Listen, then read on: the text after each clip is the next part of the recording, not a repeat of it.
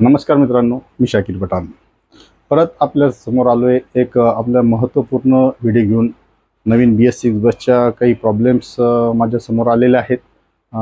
त्या संदर्भात बरेच चालकांनी मला फोन केलेले आहे की हा प्रॉब्लेम मला क्रिएट होतोय, तर त्या संबंधी आज मी आपल्या समोर व्हिडिओ घेऊन आलेलो आहे। त्यापूर्वी मी सर्वात पहिले आपल्या सर्वांचे आभार मानू इच्छितो, विशेषतः आपल्या वरिष्ठ अधिकाऱ्यांचे, खास करून आपले GMME कोलारकर साहेब माननीय, त्यांचे आमचे विभागाचे विभागनियंत्रक माननीय क्षीरसागर साहेब, तसे माननीय यंत्र अभियंता श्री तांदळे साहेब यांचे खूप खूप आभार मानू इच्छितो की त्यांनी मला जे मी व्हिडिओ बनवतोय, लेख लिहितोय, या संदर्भात त्यांनी मला खूप प्रोत्साहन दिलेलं आहे। या प्रोत्साहनामुळेच मला आणखी एक ऊर्जा निर्माण होती की मी याच्याविषयी आणखी अभ्यास करून अभ्यासपूर्वक माहिती आपल्यासमोर सादर करू, ज्यामुळे आपल्याला गाडी चालवण्यात खूप सोपं होईल आणि जे प्रॉब्लेम आपल्या रस्त्यात येणार आहे, मी स्वतः चालक आहे त्यामुळे मला या गोष्टीचा अनुभव आहे आणि मी याची पूर्ण माहिती आहे की रस्त्यावर प्रॉब्लेम आल्यानंतर चालकांना काय समस्या उद्भवू शकतात।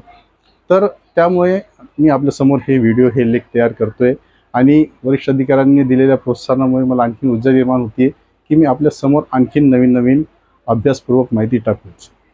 तर चला मित्रो, आपण सगळ्यात पहिले एक मुद्दा म्हणजे जो विशेष फॉल्ट कोड BS6 मध्ये सध्या येतोय आपल्या, त्याबद्दल जाणून घेऊया। तर अशा एक काही 3-4 दिवसापूर्वी आमच्या एक मित्राचा फोन आला होता की गाडी सारखी रिजनरेशन मागते, म्हणजे रिजनरेशन केल्यानंतर पण तो सिम्बॉल जात नाही, तो परत येतोय आणि परत फॉल्ट कोड मेसेजमध्ये येतोय की पार्क सेफ अँड रिजनरेशन। आणि मी एक 2-3 दिवसापूर्वी आमच्या सिल्लोड आगारात गेलो होतो प्रशिक्षण देण्यासाठी। तिथं त्या बसमध्ये पण हा प्रॉब्लेम सारखा येत होता की रिजनरेशन केल्यानंतर पण पार्क सेफ अँटी रिजनरेशनचा मेसेज येत होता आणि तो लाईट येत होता। तर हा असा प्रॉब्लेम का येतोय हे आपण जाणून घेऊया। खरं तर मी याविषयी एक लेख तयार करणार होतो, परंतु लेखमध्ये काय होतं की थोडंसं स्पेलिंग मिस्टेक होते आणि भाषाचं थोडंसं प्रॉब्लेम होते, शिवाय काही लोकांना वाचता येते, काही येत नाही, वाचून समजत नाही। त्यामुळे जर व्हिडिओ बघितल्यावर आपल्याला पुरेपूर याची माहिती मिळेल। तर चला मित्र, काय होतं ॲक्च्युली आपण पहिले जाणून घेऊया की रिजनरेशन प्रक्रिया काय आहे। तर रिजनरेशन प्रक्रिया म्हणजे पुनर्जन्म म्हणजे की सध्या भारतामध्ये आपण BS6 ची वाहन जी वापरते ही का बनवण्यात आलेली सरकारनं, कारण की डिझेल बसेस हे खूप जास्त काळा धूर मारतात। काळा धूरमध्ये एक खूप म्हणजे खूप धोकादायक असा एक गॅस तिच्यामध्ये येतो, जो की आपण सायलेन्सरच्या जे आपल्या जुन्या गाड्याच्या सायलेन्सरमध्ये आपण बघितलं सर, काळा धूर जमा होतो, त्यामध्ये काही अशी बारीक बारीक कण असतात, तर ते कण खूप धोकादायक असतात। तर त्यासाठी रिजनरेशन प्रक्रिया BS6 मध्ये असती। त्यामध्ये सगळ्यात महत्त्वाचा भाग असतो हा DPF, डिझेल पार्क्युलेट फिल्टर। हा कुठं असतो मित्रांनो, तर हा टर्बोपासून जो सायलेन्सरला पाईप जातोय त्या दोघांच्या मध्ये हा DPF फिल्टर असतो, डिझेल पार्क्युलेट फिल्टर। तर हा काय काम करतो की हा जो काळा धुरामधले जे कण असतात, ज्याला सूट म्हणतो, ते हे तो मध्ये थांबवून ठेवतो, तो सायलेन्सरपर्यंत जाऊ देत नाही। त्यामुळे जे सायलेन्सरमधून जो काळा धूर निघणार होतो तो निघत नाही आणि तो पूर्ण काळा कण हे डिझेल पार्क्युलेट फिल्टरमध्ये जमा होतात। तर मोस्टली काय होतं की याला 2 सेन्सर असतात, ते 2 सेन्सर एक इनलेटला एक आउटलेटला असतात। हे 2 सेन्सर ECUशी कनेक्ट असतात, जे की जेव्हा हा डिझेल पार्क्युलेट फिल्टर भरतो त्याची क्षमता असती, ते ठराविक क्षमतेनंतर तो ECUला एक माहिती देतो की आता माझी क्षमता संपलेली आहे, मी याच्या पुढं फिल्टर करू शकत नाही। तेव्हा ECU काय करतो की ह्या ऑटो रिजनरेशन प्रक्रिया सुरू करतो। ऑटो रिजनरेशन प्रक्रिया सुरू झाल्यानंतर काय होतं की त्यातली जी आपला युरिया असतो, तो युरिया त्या सायलेन्सरला DPF म्हणून सायलेन्सरला तो सप्लाय होतो आणि गाडीचा RPM वाढतो। RPM वाढल्यानंतर त्याचा 600 ते 700 ते 1000 डिग्री सेल्सिअस पर्यंत जो टेम्परेचर निर्माण करून हा जो काळा धूर त्याच्यामध्ये जमलेला आहे, जे काळे कण जमलेले हे बाहेर काढून टाकतात।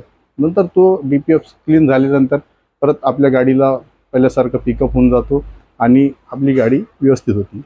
परंतु जर हा प्रॉब्लेम आपल्याला येत आहे की ती गाडी रिजनरेशन केल्यानंतर पण परत आपल्याला म्हणते की रिजनरेशन करा, याचं कारण काय असू शकतं? तर याला आपल्या सगळ्यात काही महत्त्वाच्या गोष्टी असतात। त्या मी आपल्याला सांगू इच्छितो की याच्यामध्ये सगळ्यात महत्त्वाचं असतो की कंपनीनं BS6 गाड्यांना BS6 स्पेशल डिझेल रिकमेंड केलेला आहे की जो डिझेल आपल्या डिझेलपेक्षा जास्त फिल्टर होऊन तिच्यामध्ये हे काळे कण जे बनतात हे कमी प्रमाणात बनतात. त्यामुळे जर तो डिझेल आपण वापरलं तर हे डिझेल फिल्टर कमी प्रमाणात भरेल. ठीक आहे, आपल्या STमध्ये सध्या परिस्थितीने आपण आहे ते डिझेल वापरतोय, चालेल, काही अडचण नाही. पण या व्यतिरिक्त याच्यामध्ये जर आपल्याला याच्यातून बाहेर निघायचं असेल तर काही ड्रायव्हिंग टिप्स पण आपल्याला लक्षात घेणं खूप गरजेचं आहे मित्रांनो.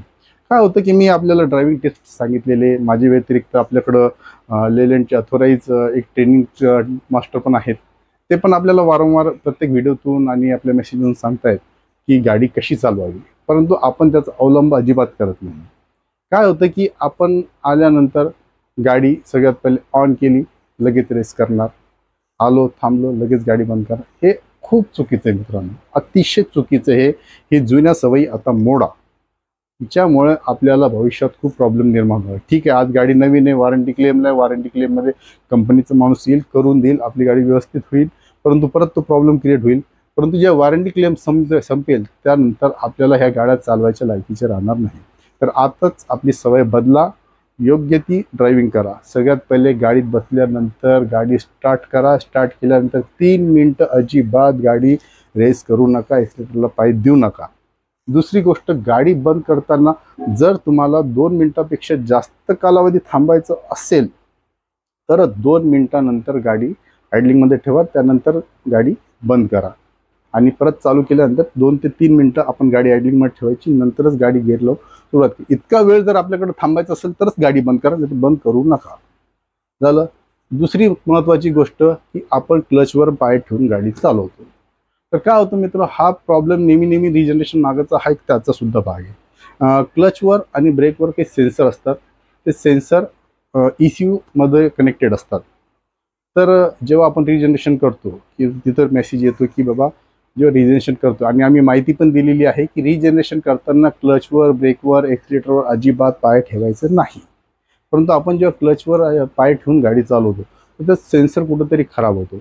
म्हणून काय होतं की आपण जेव्हा रिजनरेशन चालू करतो तर तो रिजनरेशन कंप्लीट होत नाही, कारण की तो सेन्सर पूर्णपणे ॲक्टिव्ह होत नाही. त्याला प्रॉब्लेम आले असतो, त्यावर पाय ठेवून गाडी चालवण्यात त्याच्या टीमध्ये असो किंवा त्याच्या सेन्सरमध्ये काहीतरी प्रॉब्लेम निर्माण होतो. ते प्रॉब्लेम निर्माण झाल्यामुळे ती रिजनरेशन प्रक्रिया कंप्लीट होत नाही. तो कंप्लीट नाही झाली तर मग ते परत मागणारच ना. ही तर साहजिकच गोष्ट आहे की ती जर प्रक्रिया कंप्लीट झालीच नाही तर ते परत मागणार की आता परत रिजनरेशन करा. हा प्रॉब्लेम त्यामुळे पण येऊ शकतो. तिसरी एक महत्त्वाची गोष्ट म्हणजे आपण एक्सेलरेशन, म्हणजे आपण जेव्हा एक्सेलरेटर दाबतो तो आपण योग्य पद्धतीने गाडी चालवत नाही. त्याचा हा सगळ्यात मोठा दुष्परिणाम आहे. आपण रिजनरेशन प्रक्रिया का असती, मी आता तुम्हाला सांगितलं की DPF फिल्टर असतो. DPF फिल्टरला सेन्सर असतात, ते ECUला कनेक्ट करतात. तर ECUला जेव्हा कनेक्ट असतो, जेव्हा DPF फिल्टरची क्षमता असते, ती क्षमता भरल्यानंतर तो मेसेज जातो ECUला की आता रिजनरेशन खूप महत्त्वाचं आहे. तर तिच्यामध्ये ECU काय करतो की एक ऑटो रिजनरेट करतो, म्हणजे तो रनिंगमध्ये गाडीचा RPM वाढतो आणि तो रिजनरेशन चालू करतो. परंतु आपण रनिंगमध्ये असल्यानंतर आपल्या प्रवासी वाहन असल्यामुळे आपण प्रवाशीसोबत असताना तो रिस्क घेऊ शकत नाही. त्यामुळे आपण त्याला इनिबिट स्विच दाबून थोडंसं स्टॉप करतो की आपण सुरक्षित ठिकाणी जाऊन ते करूया. परंतु जर आपण याच्यामध्ये एक ड्रायव्हिंगमध्ये सुधारणा केली की आपण शक्यतोवर एक स्टेबल RPMला आपण काय करतो की आलो एकदम धडकन पाय दिला, काढला, सोडला, ब्रेक दाबला, असं न करता रस्त्याचा अंदाज घेऊन सुरक्षितपणे कमीत कमी ब्रेकिंग आणि कमीत कमी एक्सेलरेशन याच्यावर जर गाडी चालवली, कॉन्स्टंट आपण एका एक्सिलेटरवर गाडी चालवली, जसं की मी आपल्याला सांगितलेले की कधी कधी हा लाईट लागला रिजनरेशनचा रनिंगमध्ये, तर आपण एक 35 ते 40 मिनटं एक 1800 ते 2000 RPMला एक गेअर डाऊन करा आणि सरकी कंटिन्यू जर आपला रोड मोकळा असेल तर कंटिन्यू 35 ते 40 मिनटं 1800 ते 2000 RPM पर्यंत आपण गाडी चालवा. आपली ऑटोमॅटिक रिजनरेशन होऊन जाईल. आपल्याला थांबून रिजनरेशन करायची गरज पडणार नाही.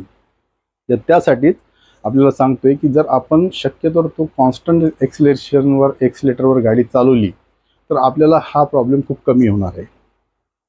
तर हा प्रॉब्लेम आपल्या लक्षात आला असेल अशी मी अपेक्षा करतो.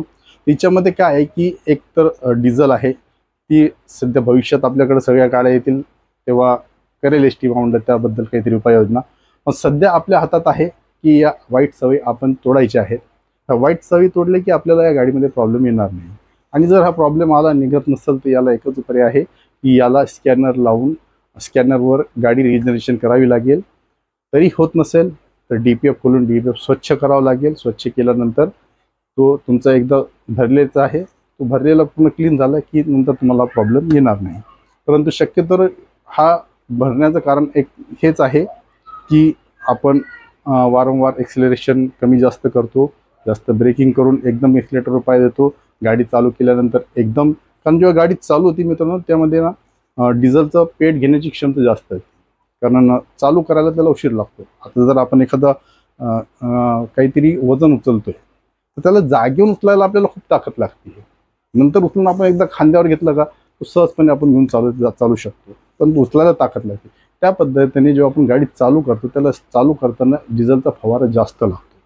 तो फवारा लागल्यानंतर मग तो हळूहळू कमी हिच्यामध्ये इंजेक्शनमध्ये ती गाडी रनिंग चालते. तर त्यामुळे आपण जेव्हा गाडी स्टार्ट करतो आणि एकदम एक्सिलेटरवर पाय देतो तो फवारा आणखी मर्यादेपेक्षा जास्त होतो. म्हणजे पहिलेच जर समजा एक उदाहरण म्हणून सांगतो, नक्की माहीत नाही, एक उदाहरण देतो आपल्याला. गाडी चालू करण्यासाठी आपल्याला एक समजा एक 500 ते 700 ml डिझेल लागतोय आणि आपण एकदम एक्सिलेटर देऊन ते चालू केलं तर तो जवळपास 1 लिटरपर्यंत जाईल, कारण तो फवारा त्याचा वाढणार आहे. त्यामुळे आणि जर 1 लिटर डिझेल 500-700 ml डिझेल जळल्यानंतर त्याचा जो सूट जमा होणार आहे, त्याचा जो सूट निघणार आहे तो फिल्टरमध्ये जाणार आहे.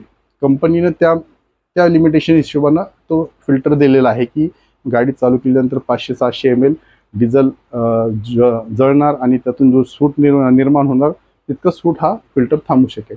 पण जर आपण एकदम एक्सिलेटरवर पाय देऊन जर गाडी चालू केली तर 1 लिटर डिझेल जर त्यात जळतोय तर तितकं सूट तो अतिरिक्त तिच्यामध्ये जमा होतोय. त्यामुळे तो फिल्टर लवकर चोकअप होत आहे. लवकर चोकअप झाल्यानंतर काय होतं की हा प्रॉब्लेम आपल्याला नेहमी येतोय. तर अशी चूक करू नका. आपल्या ड्रायव्हिंग सवयी बदला. काय परिवर्तन करायची गरज असते, आपण स्वतःला परिवर्तन करा. हा प्रॉब्लेम आणि याच्या व्यतिरिक्त आणखी जे प्रॉब्लेम आपल्या समोर येतील ते मी आपल्या समोर त्याची व्हिडिओ किंवा लेख बनवून टाकणारच आहे. तर असेच माझे व्हिडिओ बघत राहा आणि माझ्या व्हिडिओला जास्तीत जास्त लाईक करा, शेअर करा. आपण लाईक आणि शेअर केल्यामुळे मला आणखीन प्रोत्साहन मिळते. मला एक नवीन ऊर्जा, एक एनर्जी निर्माण होते की मी आणखीन काहीतरी आपल्या चालक बांधवांना माझ्याकडून शक्य तितकी एक माहिती देऊ शकतो. तर चला मित्रो, आजच्या पुरतं एवढंच आणि अपेक्षा करतो की आपण दिलेल्या माहितीचे सूचनांचे पुरेपूर अवलोकन करून हा आपला दोष दूर करूया, आपली ड्रायव्हिंगमध्ये बदल करूया. धन्यवाद. जय हिंद, जय महाराष्ट्र.